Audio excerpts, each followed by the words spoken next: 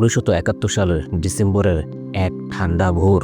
পাকিস্তানের জেনারেলরা তখনও বিশ্বাসই করতে পারছেন না, একখণ্ড পূর্ব পাকিস্তান নামে যে জায়গাটা তাদের অংশ ছিল, যার জনগণকে তারা দেখত দ্বিতীয় শ্রেণীর নাগরিক হিসাবে, সেই দেশই স্বাধীন হয়ে গেছে, আর তাও মাত্র 9 মাসেই। আর তাই তো 54 বছর পরও পাকিস্তান আজও এই প্রশ্নটা ভুলতে পারে না, কিভাবে বাংলাদেশ এত দ্রুত উঠে দাঁড়ালো। চলুন বন্ধুরা, আজকে আমরা আলোচনা করব কেন পাকিস্তান আজও বাংলাদেশকে মন থেকে হজম করতে পারে না। নতুন হয়ে থাকলে অবশ্যই সাবস্ক্রাইব করে দিবেন, আর ফেসবুক থেকে দেখে থাকলে ফলো করতে ভুলবেন না। ভিডিওটি ভালো লাগলে লাইক, কমেন্ট এবং শেয়ার করে অন্যদেরও দেখার সুযোগ করে দিবেন। পাকিস্তানের জন্য 1971 শুধু একটি সামরিক পরাজয় ছিল না, এটা ছিল তাদের রাষ্ট্রীয় অহংকার ভেঙে পড়ার মুহূর্ত। তারা ভেবেছিল বাংলা ভাষা এ তো হিন্দুদের ভাষা, বাঙালিরা এরা নেতৃত্ব দিতে পারবে না। কিন্তু ইতিহাস তাদের দাঁত ভাঙা জবাব দিয়েছিল, আর তাই তো সবচেয়ে বড় সামরিক বাহিনীও হার মানল একদল সাধারণ বাঙালির সামনে, যাদের হৃদয়ে ছিল মুক্তির আগুন।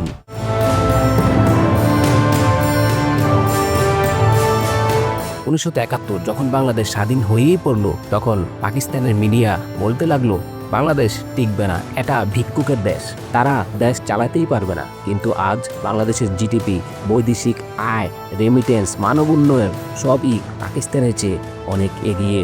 এই বাস্তবতা তাদের মন মানতে চায় না। বাংলাদেশ একমাত্র পৃথিবীর মুসলিম দেশ যারা নিজেদের ইতিহাসের অপরাধীদের বিচারের মুখোমুখি দাঁড় করিয়েছে। এই বার্তাটা পাকিস্তানের রাজনীতির জন্য অস্বস্তিকর, কারণ তাদের রাষ্ট্র জানে ইতিহাস একবার মুখ খুললে অনেক মুখোশই খুলে যেতে পারে। ভারত বাংলাদেশ সম্পর্ক পাকিস্তানের কাছে সবসময় এক ধরনের নিরাপত্তা সংকট তৈরি করেছে। তারা মনে করে বাংলাদেশ ভারতের হাত ধরে উঠে দাঁড়িয়েছে, কিন্তু সত্যটা হলো এই সম্পর্ক ছিল পারস্পরিক স্বার্থের, আর পাকিস্তান সেটা আজও মেনে নিতে পারে না।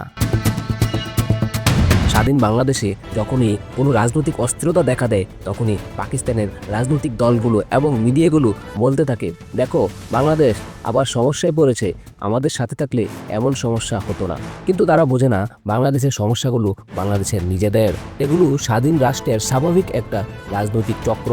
বাংলাদেশ কোনো রাজনৈতিক সংকটে পড়লে পাকিস্তান ভুল করে ভাবে বাংলাদেশ আবার পাকিস্তানের দিকেই এগিয়ে আসছে, কিন্তু যা সম্পূর্ণ ভুল।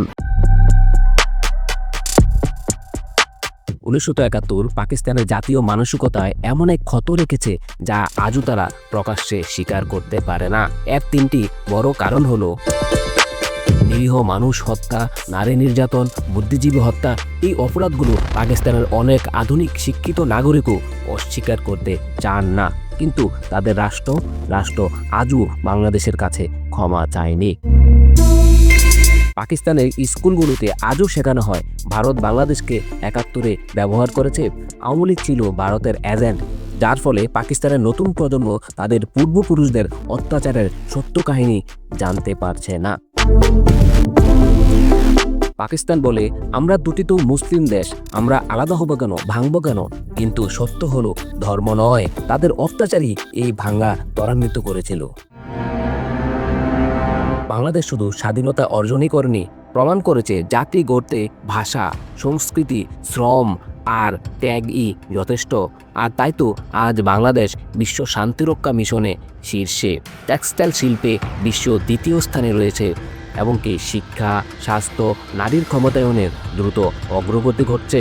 এই সব কিছুই পাকিস্তানকে মনে করিয়ে দেয় যে দেশটিকে তারা দরিদ্র ভিক্ষুকের জাতি ভাবত, যার জনগণকে তারা 2য় শ্রেণীর নাগরিক হিসেবে ব্যবহার করত, সেটাই আজ দক্ষিণ এশিয়ার সাফল্যের মডেল।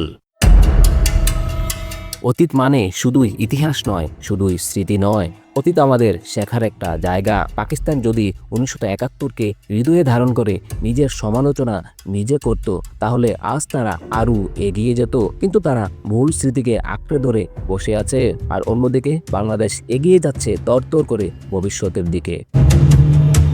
এখন প্রশ্ন হলো, বাংলাদেশকে হজম করতে পাকিস্তানের এত সমস্যা কেন? কারণ বাংলাদেশের স্বাধীনতা তাদের অত্যাচারের দাঁত ভাঙা জবাব দিয়েছিল, আর আজ বাংলাদেশের উন্নতি তাদের কাছে ভাঙা আয়নার মতো, যেখানে তারা নিজেদের ভুল দেখতে পায়। কিন্তু আমরা এগিয়ে যাচ্ছি নিজেদের পথেই। ধন্যবাদ।